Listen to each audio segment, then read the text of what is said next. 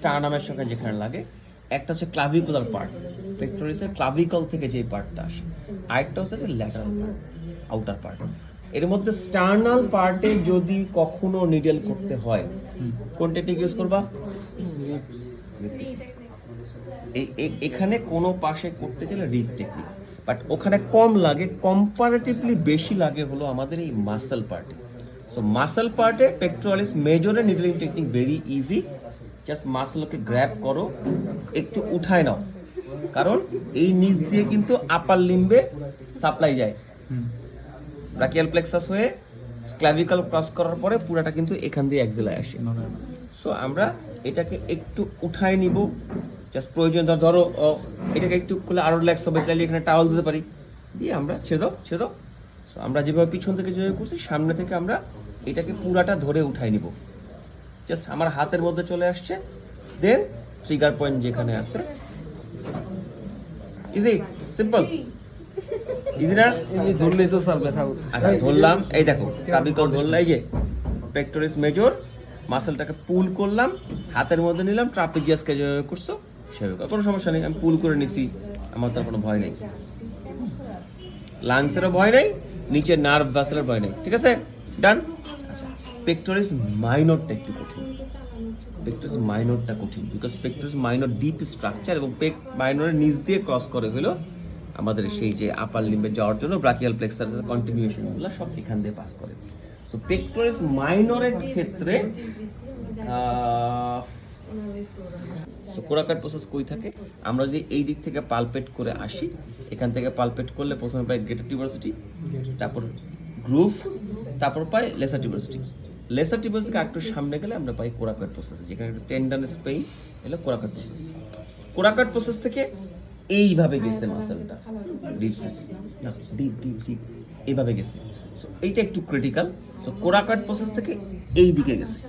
So এটার জন্য যেটা করতে হয়, আনুমানিক আমরা এর নিচেই কিন্তু তোমার আবার পাস করে হলো নার্ভ।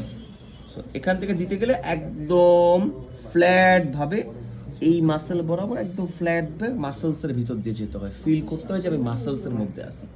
যেখানে মাসেলসের রেজিস্ট্যান্স মিস হয়, তা চিন্তা করতে হবে যে হয়তো আমি বের হয়ে গেছি। সবাইকে একদম ফ্ল্যাট এভাবে যেতে হয়।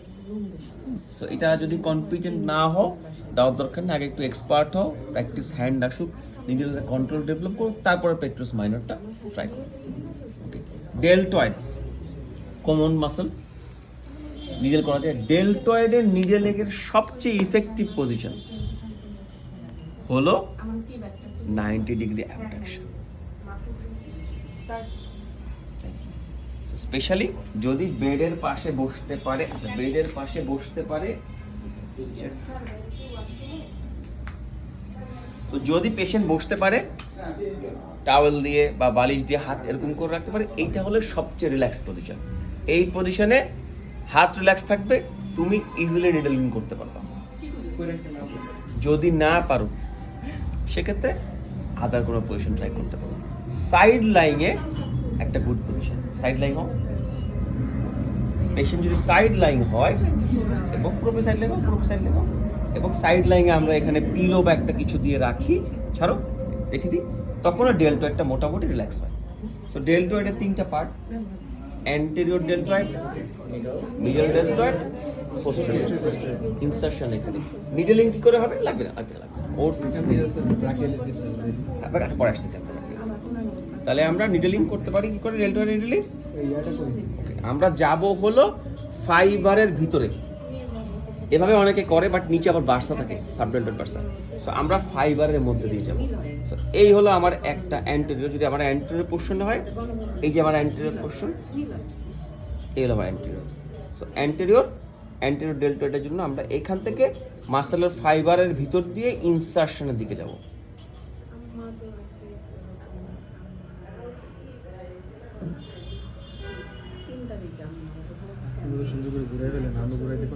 এটাই প্র্যাকটিস। সো আমরা এভাবে যাব। মিডল ডেলটয়েডের জন্য একইভাবে আমরা ফাইবার ধরে যাব, ফাইবার বরাবর যাব। সুপারফিশিয়াল ভেইন থাকতে পারে, দেখে নিও। হতো জাস্ট যেটাই করি, যে ডেল্টয়েডই করি আমরা ফাইবার বরাবর যাব। ইভেন দো পোস্টেরিয়র ডেল্টয়েডের জন্য প্রন লাইং একটা ভালো পজিশন, বিকজ প্রন লাইংয়ে হাতটা ঝুলাই দিলে পোস্টেরিয়র ডেল্টয়েডটা কিন্তু বেটার এক্সপোজড হবে। এখান থেকে পোস্টেরিয়র ডেল্টয়েড ভালো পাবো না। প্রন একবার দেখাই, প্রন লাইন উঠে গেছে না? সো পোস্টেরিয়র ডেল্টয়েড আমি এখান থেকে এইভাবে রিলিং করতে পারবো। আমরা যদি একদম স্ট্রেট করি সেক্ষেত্রে সাবডেল্টয়েড বার্সা, নিচে বার্সা থাকে না ডেল্টয়েডের নিচে, সো বার্সাকে আমরা পিক না করাই ভালো। তবে তুমি যদি কনফিডেন্ট থাকো মাসলসের মধ্যে আসা করতে পারো। খুব কমন একটা করতে হয় যেটা আমি প্লেয়ারদের ক্ষেত্রে পাই, সেটা হলো পিস্টুলের পিছনে টেরিস মাইনর, ইনফ্রাস্পাইনাটাস, ডেল্টয়েড, এই জোনটা একসঙ্গে সোর থাকে। এই ক্ষেত্রে অনেক সময় আমি এটা করি, একসাথে করি, তিনটা জায়গাকে ধরে নিয়ে আমি এভাবে করি, কারণ এখানে কোনো রিস্ক নাই। তিনটা মাসল একসঙ্গে ধরা মানে কি, এখানে কিন্তু ইনফ্রাস্পাইনাটাস, টেরিস মাইনর এবং ডেল্টয়েড একসাথে পাইছি। এভাবেও করি, কিন্তু এভাবে করি, কিন্তু এইভাবে করি না। কেন? জয়েন্টের দিকে যাওয়ার দরকার নেই আমার। So, এখান থেকে আমি এইভাবে করি, অথবা তুমি ডেল্টয়েডটাকে ওর ডিরেকশন অনুযায়ী করতে পারো, এরটাকে এর ডিরেকশন অনুযায়ী করতে পারো, যেভাবে আমরা শিখে এসেছি।